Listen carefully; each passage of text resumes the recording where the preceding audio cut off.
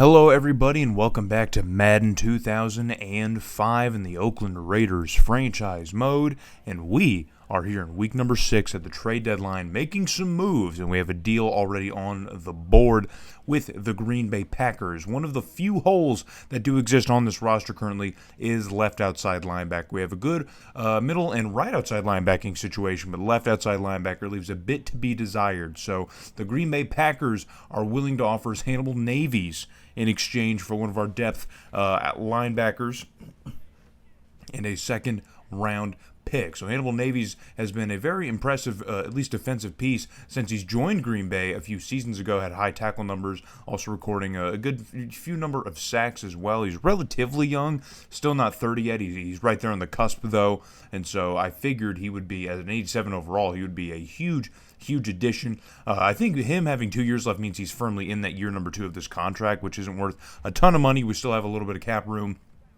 to add a piece like Navies.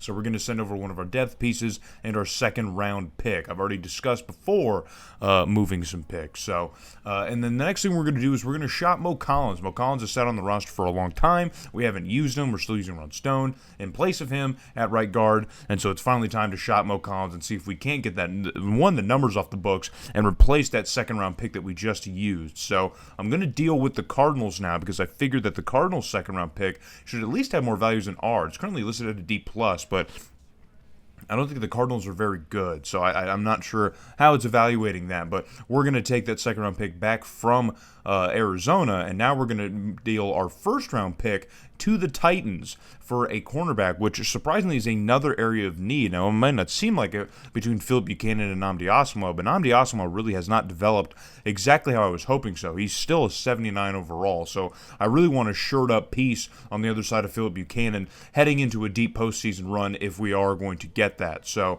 I believe Andre Woolfolk, if I'm reading the numbers and the contract correctly, is in the last year of this rookie deal. So I think after this is essentially a rental, I believe. I think the 1 year's left means he's in that year 5 right there, and he will be off the books when the season is over. So basically giving up the first-round pick for a rental, which is absolutely insane behavior, but let me try and justify it a little bit, okay? Let me try and justify it in a second. So, but one of the other deals that we're also trying to cook up here is we're trying to get another defensive tackle because a shocking development that we will get to in a second on our defensive line is something we need to address. And Orpheus Royer, or Roy, I think it's Royer, from Cleveland is looking like a pretty impressive prospect to us here. He's had 10 sacks in back-to-back seasons. It's been a while since he did that, but and he is getting a little bit older, and he's offered a lot of money. He's owed a lot of money. So this might be a rental as well, because he might be someone that we need to move off of before we have to end up paying a lot of that extra money that he's due in the next couple of seasons. So we're going to send back one of our other defensive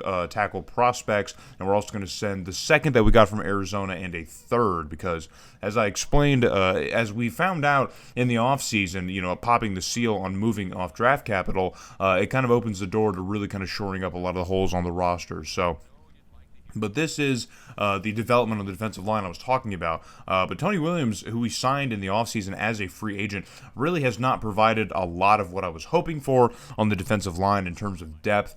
He kind of was a depth piece, but I really just wanted a strong second option on the defensive line. And he has really not been much of that. So Royer is about the same age as Williams, and he's considerably better overall-wise. So we're going to send some picks here, or get some picks back here, and replenish some of our stock here, 4th and a 5th. So, but heading back now, we finally get through week number 6, which was a game against the Chiefs, in which we did win, extending our streak here to start the season at 6-0, which I think is firmly past. I already looked up.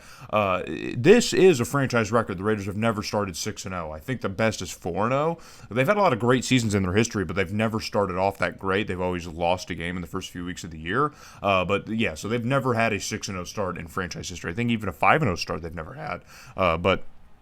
So we're breaking records out here at the helm of the Raiders. So let's try and talk about a little bit of what happened. As I said a second ago, once we popped the seal and realized that, not really valuing our own draft stock, considering where we're at competing-wise and how bad I am at drafting, it allows us to really shore up some of those holes. We don't have a ton of those holes, but I don't think any of the holes we do have I'm going to find through the draft. So especially with a late-round pick, which we're most likely destined to have at this stage in the game. So with with that, let's now head to Green Bay in Lambeau and talk about the team in front of us, the Green Bay Packers, which we haven't seen in the series yet. Lambeau, or rather, the Packers have been kind of, I guess, mid, you could say. They were 9-7 in the first year, which was good enough to win the North. Then they were 8-8 and missed the playoffs in year 2. And then they were 10-6 last season and won the North again, and then were knocked out in the wild card round. So, and this is a Green Bay Packers team that doesn't have Favre, and I don't think they've had Favre because Favre retired after last season as a member of the Bills, I believe. So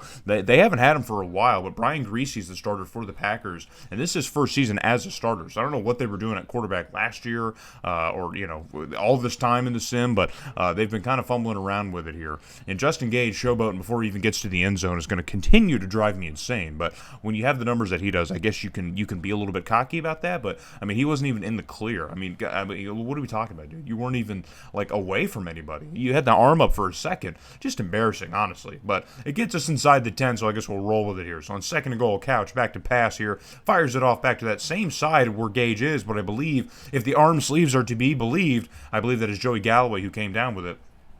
And that would be Joey Galloway's 4th touchdown in a Raider uniform so far this season. And that'll give us a 7-0 lead. And now we're back on offense again across midfield. Couch back to pass once again. The pocket is collapsing, but he finds Chris Cole, I believe, across the middle. And yeah, that's a 16 right there. We haven't seen a lot of Chris Cole. I've been looking at the numbers in the past few weeks, and he's really not getting on the field much. He's getting blocked by Galloway. Maybe that's a piece to move, but I just like having that depth at receiver. I think it's good for a team with aspirations like ours. But on the very next play, we're going to find Teo Johnson, the tight end, and Teo Johnson's going to get his 3rd touchdown of the season.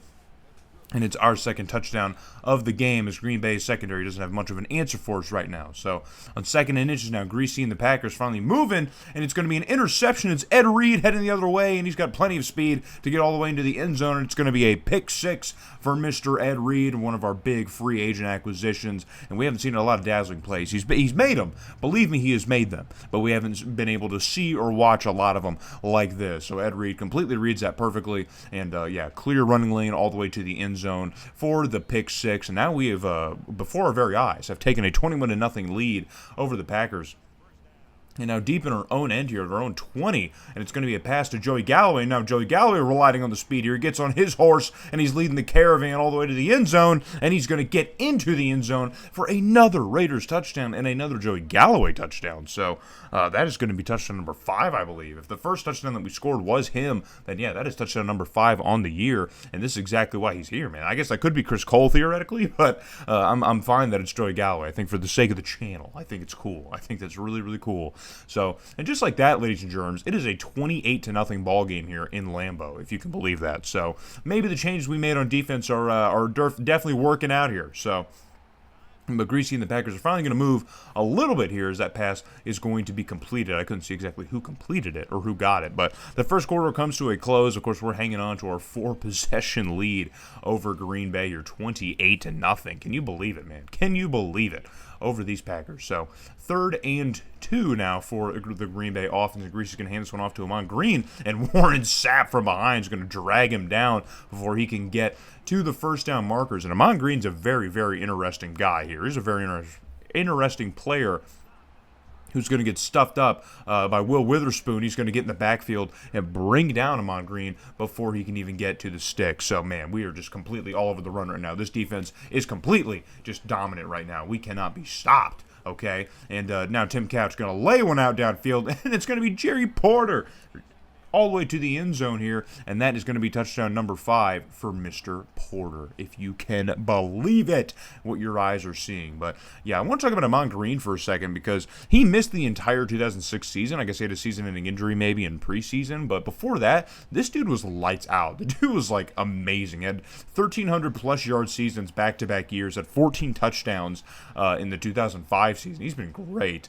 And another person who's been great for the Packers is Donald Driver, but I probably shouldn't need to tell you that. He had 1,400 yards last year and 11 touchdowns. So, and there's Amon Green finally getting into the end zone here. I believe that's his 3rd touchdown of the year. So, in his comeback season, I guess you could call it, considering that he missed last year. I guess this is the comeback year. Hopefully he's the comeback man of the year. Who knows? We'll see. I'd like it to be one of our guys, maybe, if we had any serious injuries. But Tim Couch is finally going to give up another gimme interception. That's what he likes to do, man.